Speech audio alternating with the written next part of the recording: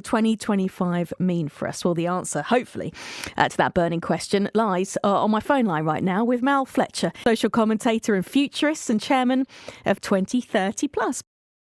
We're on to talk about 2025, and I guess in some ways it's easy to think about certain things progressing like AI, but then in other ways there might be things that pop up that we have no idea are coming, which I find quite exciting. But I guess AI is where we should start, Mal. Yeah, it's growing in power and reach all the time, which is, has some downsides, but some great big sides. And to focus on that, I think this year we're going to see a lot more about what we call specialized AI chips to support edge computing. This is where you and I can perform AI processes directly from our phones or devices rather than doing it via the cloud, which is what we do at the moment. So we'll also see a lot more activity with what we call AI agents. These are very powerful little platforms that can automatically access and utilize many other tools online without being asked by us, and then use them to make autonomous decisions to reach our goals. That might cut down on the time we need to perform mundane tasks. And AI agents will play a big role in developing humanoid robots. And part of that discussion will focus on the mental health impact of human-like machines, because many of us feel when we first look at a machine that looks human, when we interact with it, we first feel positive about it. If it's a novelty after all. But as the machine's capabilities become more human-like, we feel a growing sense of unease, and that can lead to some anxiety. So designers are going to have to walk a fine line between what's cool and what has a negative human impact.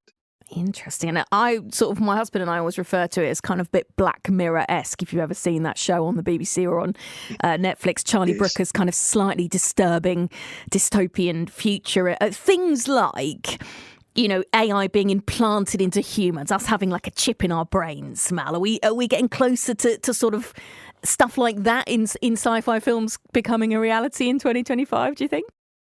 Yeah, very much so, actually.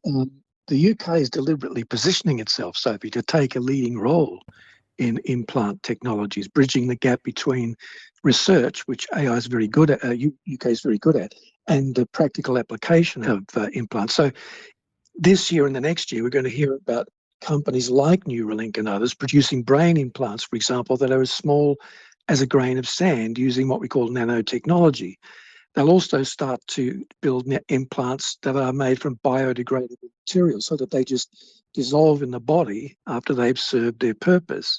And that could reduce the number of surgeries people need to implant chips. Again, there are huge ethical questions in this. They need to be addressed when it comes to implants, especially when they become a lifestyle choice rather than a medical necessity. So, we're going to hear a lot this year about cochlear implants that are AI-powered, retinal implants that use AI to give much more accurate vision, a lot of other things about implants, but there are questions about consent and privacy, data security that have to be answered.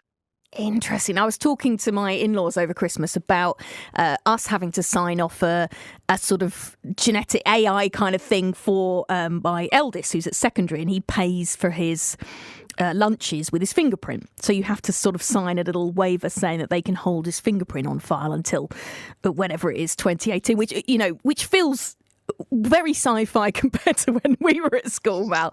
But there's also, the big thing with that generation and the teenagers or the teenagers to be right now is phone screens, social media, calls for tougher rules on the companies after Australia banned it for the younger generation. I was out for lunch with some of the BBC Oxford girls over the weekend, one of whom's got a young daughter, and I was talking about the challenges of phones and gaming and sort of controlling it all. And she was saying she thought maybe by the time her daughter was 18, it might all be illegal. I mean, is that something you think we're going to see more countries following Australia next year?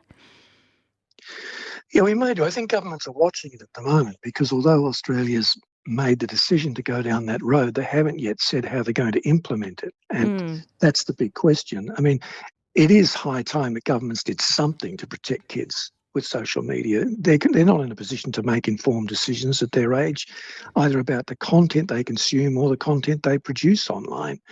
But creating a total ban for children could boost the amount of data collected about them. I mean, how can online algorithms gauge a person's age without linking their name to other personal information like a legal record of their birth date? That might also need, of course, contact details for their parents, including addresses and phone numbers. That's more data. Will governments insist on more than one form of verification? How secure will that be against hacking? And how will children be protected in other areas of the internet? A young teenager doesn't really need social media to gain access to scams or abuse or even online pornography if they know how it's done. So if they're serious about protecting children, I think governments should also do more now to help parents and teachers train kids in data literacy. We need programs right from primary school, I think, to teach people how to use things like critical thinking and analytical thinking skills when they're online, because it would help us all to avoid scams and respond to things like false information or bullying. And on false information, news, the way we consume our news, obviously we're very invested in this here at BBC Radio Oxford. What do you think in the next 12 months in terms of how people are consuming their news and how that might change? Yeah, well, you're right to be concerned, but also I think, I just want to say this for your sake. Presenters that show empathy are going to be in demand all the way through because machines can't empathise. They don't have that ability to share. Yeah, woohoo. So some good news. But look, already in the UK, as in the US, YouTube, Facebook, Instagram, X, TikTok are seen by many, especially younger people under 45, as a primary source of news and editorial. It's only over 45s that go first to analog or even digital BBC and others for their primary source of news now. So we just need to adapt to that. And alongside the growth of social news, we're going to hear more about what's called immersive journalism, which brings in things like virtual reality and augmented reality, those goofy glasses, to allow us to, as it were, step into a news story as it's being reported. Now, it's just an AI simulation, a 3D version of a disaster zone, for example, but it might allow people to emotionally connect with the news in a given situation. And 65% of news organizations in the US are already experimenting with that kind of immersive technologies. That's a major breakthrough for news. Interesting. Oh, yeah, sort of the crossing over between news and drama, which I suppose we've seen a bit of with things like the Post Office telly in 2024. Thank you, Mal. Always interesting to talk to you. Mal Fletcher, social commentator and futurist. You can find him online if you want to see more of his predictions for 2025.